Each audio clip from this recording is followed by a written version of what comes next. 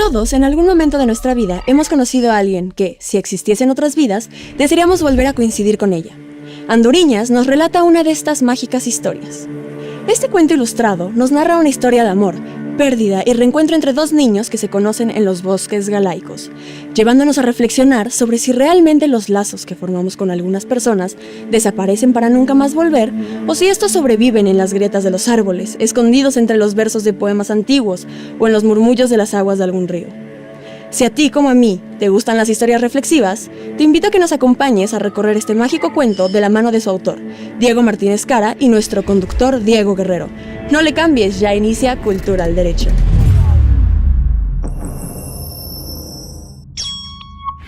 Bienvenidas, bienvenidos a una emisión más de Cultura al Derecho. Mi nombre es Diego Guerrero y el día de hoy vamos a hablar de un cuento, pero además un cuento que nos lleva a la creatividad, a la ilustración, pero sobre todo entender y siempre tener esta posibilidad de cuando estamos con un libro, lo pueda ver un niño y tener una visión distinta, y cuando lo vemos los adultos, tener una visión completamente distinta o incluso interconectarnos. La verdad es que esa es la magia de los libros, la magia de la creatividad, y qué mejor que con este libro, que es un libro ilustrado, que creo que ese es el secreto, y además un cuento pequeño, que es lo difícil, creo yo, de poder en pocas hojas con imágenes llegar a conectar con el lector, y para ello nos acompaña el día de hoy Diego Martínez Cara, quien es el editor y además el escritor de este libro, Anduriñas. Diego, bienvenido el día de hoy aquí a Cultura del Derecho. Gracias, Diego.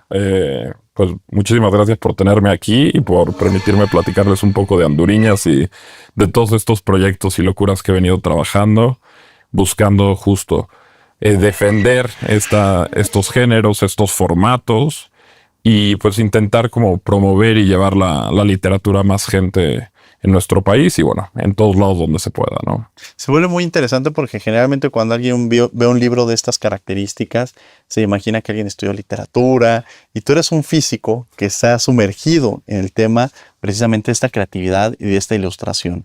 Y eso creo que le da esta magia y esta experiencia distinta a que no hay un modelo, un prototipo del escritor, sino los escritores son diversos, y esa magia que nos logran transmitir. ¿Por qué se llama Anduriñas este libro? Platícanos. Anduriñas es la palabra en gallego, y bueno, de hecho también en portugués, y en el idioma del que sean los dos, que era el galaico-portugués, para las golondrinas. ¿No? Y esta historia, como ya hablaremos ahorita un poco más adelante, esas aves, las golondrinas, tienen un simbolismo muy importante de ese regreso a casa. Las golondrinas siempre han tenido esta imagen y este significado de volver a casa, ¿no? Porque son aves que siempre regresan a anidar al mismo lugar, a pesar de largas migraciones, y entonces desde hace mucho tiempo, incluso los primeros tatuajes de los marineros se tatuaban mucho la golondrina, porque era como este símbolo de siempre poder volver a puerto, volver a casa. ¿Cómo empieza esta creatividad? ¿Cómo surge la idea de escribir este libro? Que además, qué bonita la parte de las golondrinas, esta reflexión que uno siempre regresa al lugar, muchas veces de su origen, ¿no? Y a reencontrarse con otras visiones, pero ¿cómo surge esta parte creativa para empezar a escribir este libro? Bueno, este libro surge de varios lugares. Surge de una etapa en la que estaba trabajando con un amigo y maestro y gurú mío que se llama Adolfo Córdoba, que es un gran escritor y gran promotor e investigador de la literatura infantil y juvenil. Y bueno, en esa época entonces estaba leyendo mucho cuento clásico, cuento de hadas, ¿no? Las recopilaciones de las tradiciones orales que hizo Perrault, luego los hermanos Grimm también, ¿no? Estaba como muy en ese ambiente del cuento clásico. Entonces, un aspecto de este libro es un poco un homenaje a esos cuentos clásicos, ¿no? A esa literatura que plasmó la oralidad y este folclore transmitido de generación a generación a través de las narraciones, ¿no? Por otro lado, surge de un puente que ya conoces en la historia, ¿no? Sí. Y que es casi hasta un personaje más de la historia, no solo un elemento del escenario.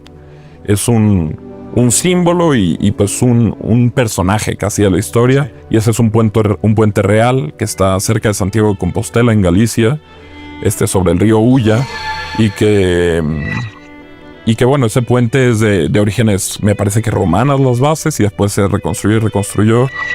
Y alguna vez estuve parado sobre ese puente viendo cómo pasaba el río bajo sus arcos, ¿no? Viendo cómo las plantitas dentro del agua se movían, que casi parecía como un escenario de fantasía, ¿no? Y ahí anidaban golondrinas, entonces pasaban Y eso me dio como otra semillita para esta historia.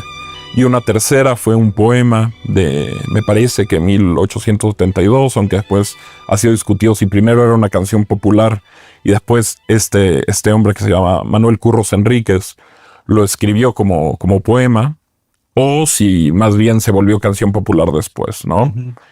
Pero ese poema habla de una pareja separada por la migración, donde ella se queda en el pueblo esperándolo, mientras él atraviesa en un barco viniendo hacia América, migrando, buscando trabajo. Y bueno, el final de esa triste canción es que él muere en la travesía y ella se queda esperándolo y muere en el pueblo, ¿no? Entonces es una semilla que, bueno, ya que leíste el cuento conocerás en qué se transformó, ¿no? Pero combinar esas tres cosas, ese homenaje al cuento clásico, ese lugar real que me llamaba a contar una historia y ese poema, ¿no? Ahora, parece que el entorno, todo lo que rodea son personajes. Más bien me atrevería a decir que son personajes. Es decir, no se desarrolla en un lugar y que fuera ajeno, sino cada elemento forma parte del mismo. ¿Quiénes son los otros personajes? ¿Quiénes son los personajes quizá principales que están dentro del libro, que además no tienen nombre como tal? Sí, los personajes principales son un niño y una niña, como dices, sin nombre, porque al final para mí lo que era realmente importante, pues a lo mejor cada lector se identifica con uno, ¿no? Uh-huh. Para mí el personaje que me representa a mí, que me representa directamente para mí el lector es Tristán, ¿no? Uh-huh.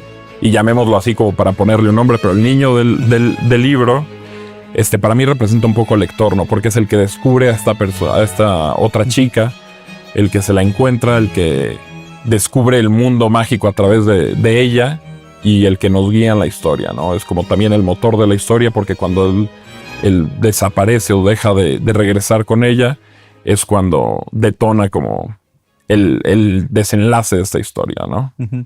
Ahora, generalmente la relación entre hombre y mujer la romantizamos y hablamos del amor.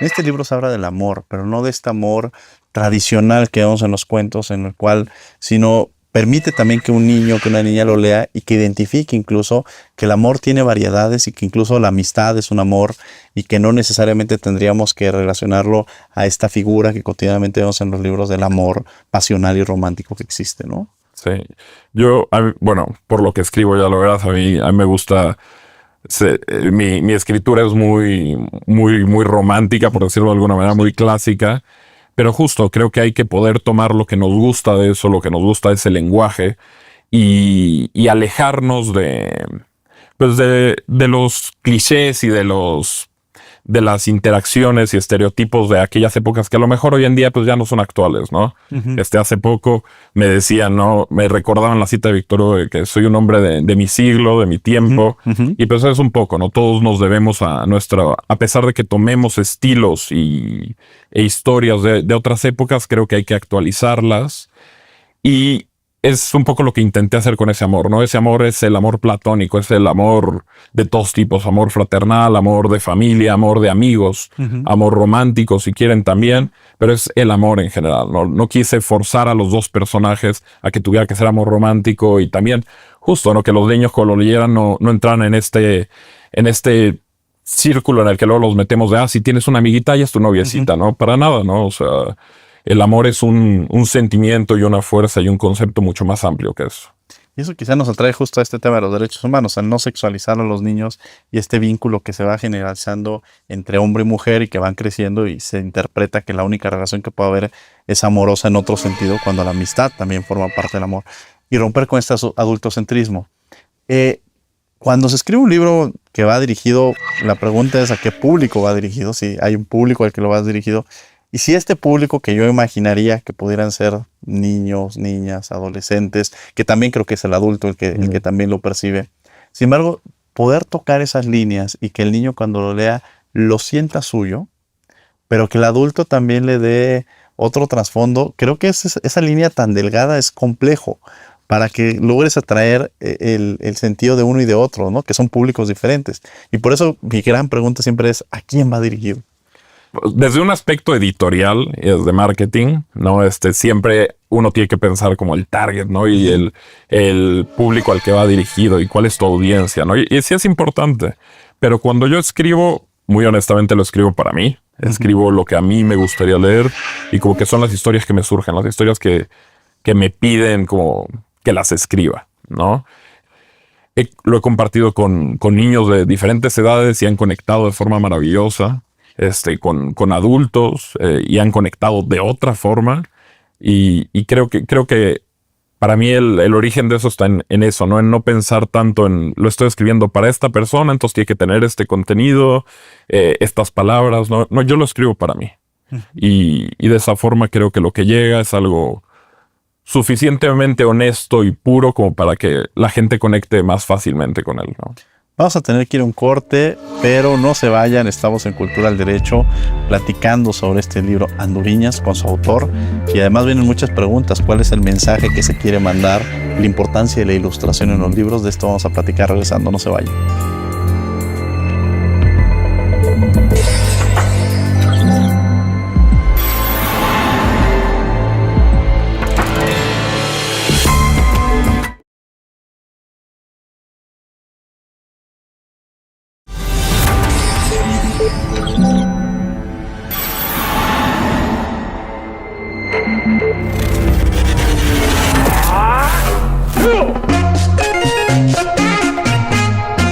El Consejo Nacional para Prevenir la Discriminación creó la colección de cuentos Quipatla, que consta de 12 relatos cortos que abordan historias en torno a la discriminación y sus variantes, con el fin de sensibilizar y orientar a las niñas y niños.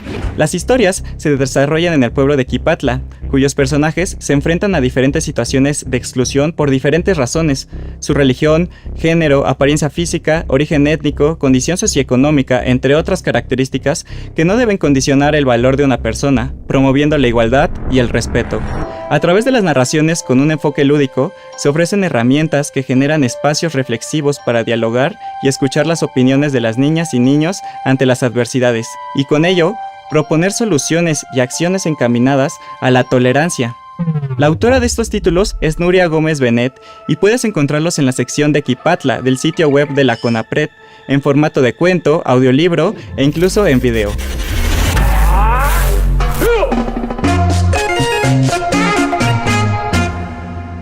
Estamos de regreso en Cultura del Derecho platicando de este libro Anduriñas y nos acompaña precisamente el autor, editor y escritor del libro, Diego Martínez. Diego, bueno, pues en el bloque anterior empezamos a hablar sobre este libro, a quién va dirigido, que esto nos lleva a esta reflexión de que realmente es esta capacidad de escribir y al final cada lector puede adoptarlo de una manera distinta, es decir, no hay un público particular, sino los públicos podemos ser diversos, que me quedo con este mensaje, pero también cuál sería esta herramienta que se tiene con la ilustración y cuál es el principal mensaje, que eran las dos preguntas que dejaba yo en el aire. ¿Cuál es el mensaje que nos quiere mandar este libro? ¿Cuál es la conclusión quizá que nos deja él mismo? Es una pregunta amplia y complicada, pero a ver, primero lo del mensaje. Para mí este libro tiene muchos mensajes. Este libro para mí habla de pérdida, pero de una forma en la que buscamos resignificar la pérdida, ¿no? Nos invita a reflexionar sobre estas huellas que nos dejan las personas y cómo nos transforma de manera literal o simbólica la presencia de estas personas y el paso de estas personas por nuestra vida, ¿no? Y cómo a veces personas que tuvieron un paso más fugaz, ¿no? Personas que permanecieron un rato en nuestras vidas y que ahora parecen alejadas como por esta bruma del tiempo y la distancia, en realidad pues ya nos marcaron, nos dejaron una cierta huella, una transformación, y eso ya nos va a acompañar para toda la vida, ¿no? Y de cierta forma nos acompañan y siempre hay este retorno a casa a través de esas marcas y esas huellas. Para mí ese es uno de los mensajes fundamentales del libro. Ahora, la herramienta de la ilustración, yo siempre he amado los libros álbum, ¿no? Creo que para mí pasa, ¿no? Maurice Sendak, el de Donde viven los monstruos, siempre decía como yo no escribo, nunca recuerdo haber escrito un libro para niños. Yo escribo libros y la gente le pone la etiqueta de que son para niños, ¿no? Y es un poco lo que pasa con este tipo de literatura, con los libros álbum y todo esto, que muchas veces se le ha echado de lado como literatura para niños, como si eso además fuera algo malo, ¿no? Cuando en realidad, como dice Guillermo del Toro con la animación, que dice la animación no es un subgénero para niños, la animación es cine. Pues los libros, álbum, la literatura infantil y juvenil es literatura. La fantasía y lo fantástico es literatura. No son cosas menores. Y Y en este libro en particular, y en los libros álbum en general, pero hablando de Anduriñas, la ilustración es una herramienta más porque es otro lenguaje con el que se cuenta esta historia. Se cuenta en las palabras, pero también se cuenta en las imágenes, ¿no? Y son dos lecturas y dos narraciones diferentes de la misma historia, ¿no? Que se entrelazan y se entretejen para formar como una narrativa más grande, ¿no? Son como niveles de narración, capas de narración que te permiten distintas lecturas.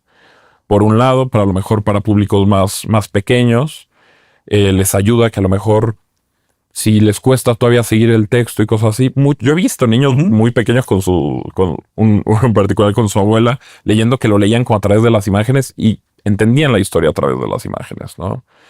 Y hay otros a lo mejor más grandes que las van mezclando más, ¿no? Y que van viendo significados en el acomodo de las imágenes, en la distribución, ¿no? Y entonces es simplemente una capa más de la historia, pero que nos ayuda a atraer a un público, sobre todo hoy en día que toda esta inmediatez, ¿no? Con la que vivimos y este corto rango de atención que tenemos todos, ¿no? Por las características de la modernidad, pues creo que nos ayuda a guiar la lectura, a tener imágenes que incluso van llevándolas. Desde las guardas del libro se va trabajando con la ilustración para que vaya llevando de una página a otra y te invite como a los elementos importantes de la historia y a seguir y avanzar en ella, ¿no?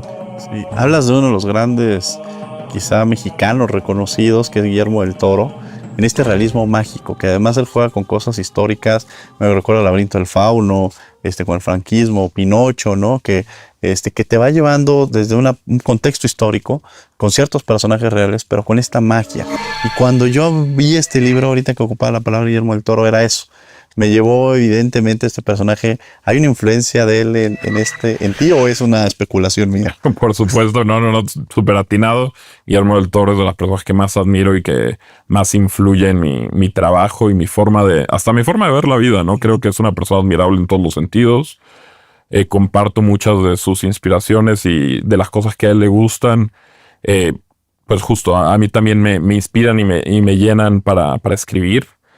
Y pues justo todo su trabajo, ¿no? Esta maravillosa trilogía que hace como de personajes infantiles en la guerra, ¿no? Desde El Espinazo del Diablo, creo que fue la primera, después El Laberinto del Fauno y ahora con Pinocho. Justo, ¿no? Me encanta porque aborda como estas infancias en estas situaciones duras y sobre todo para mí lo más importante y lo que más le admiro a Guillermo del Toro es que para mí el punto perfecto de la fantasía, la fantasía es cuando camina sobre esa línea que tiene dos lecturas, ¿no? Que está justo en la frontera de lo real y la ficción, ¿no? Porque justo lo fantástico, la literatura fantástica, tienen quiebre de esa línea. Pero cuando caminas justo en el límite, como lo hace él, puedes tener esta doble lectura. Hablabas del Laberinto del Fauno, por ejemplo, ¿no?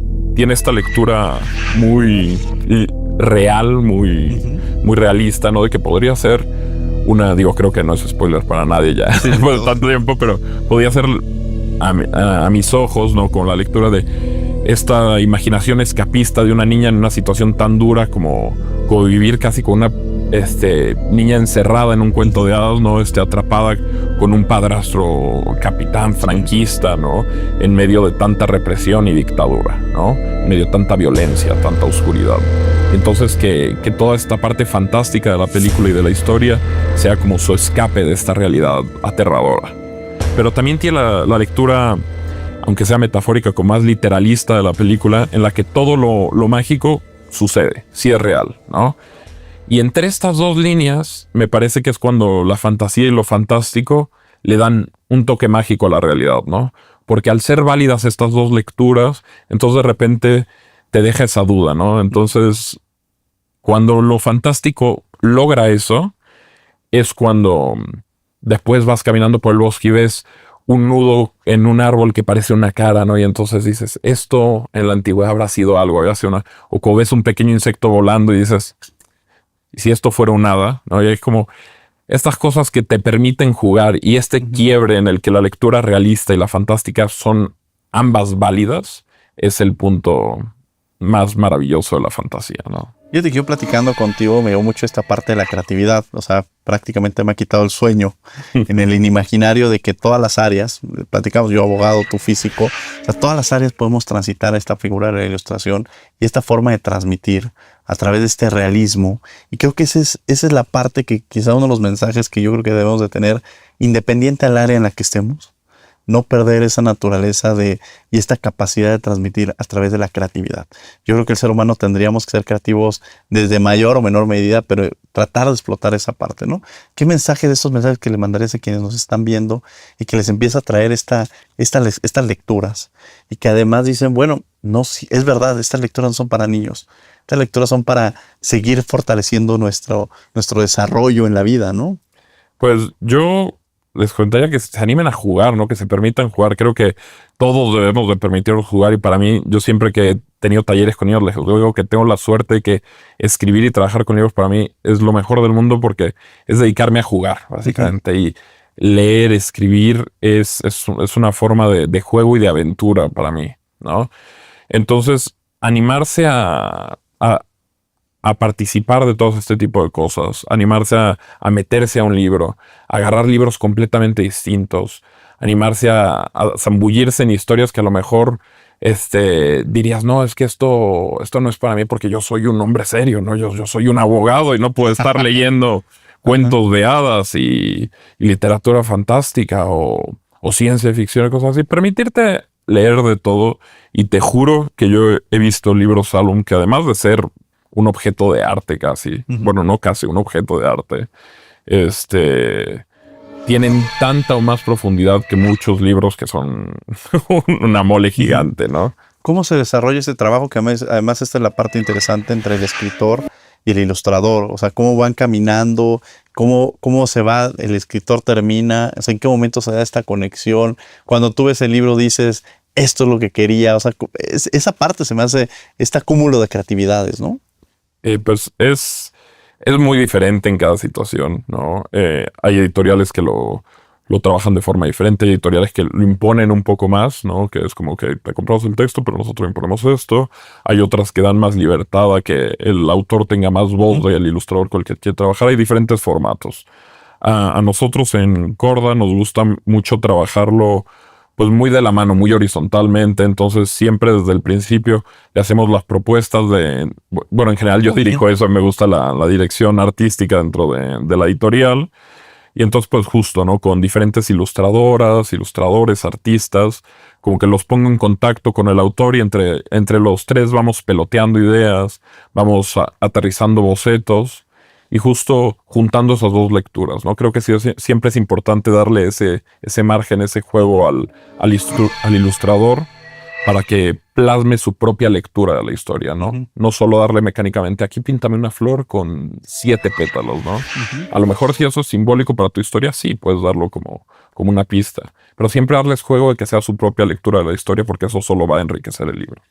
Diego, muchas gracias por haber estado con nosotros, por compartir este libro que a mí me permite en esta lógica poderlo compartir con mi hijo que tiene 6 años, platicarlo, ver qué percepción tenemos cada uno de nosotros. Entonces nos das este regalo, pero también nos das este regalo de ver el amor desde las diversas ópticas que tiene el amor, desde la parte jurídica, incluso cuando hablas de las golondrinas, me refleja estos migrantes que se van del país, que van a Estados Unidos y que regresan a México en esta búsqueda, ¿no? De recuperarse, pero también este tema de identidad, pero a veces dejan una familia, en fin. La verdad es que el libro nos puede llevar desde diversos escenarios en los que nos encontramos, disfrutarlo de una manera distinta. Gracias, Diego, por haber estado con nosotros. Muchísimas gracias. Gracias. Y gracias a ustedes por acompañarnos en una emisión más de Cultura del Derecho. Los martes estamos en Radio UNAM en el 96.1 FM en Derecho de Debate a las 4 de la tarde. Por lo pronto, que tengan un buen día y sigan con la programación de Canal 22.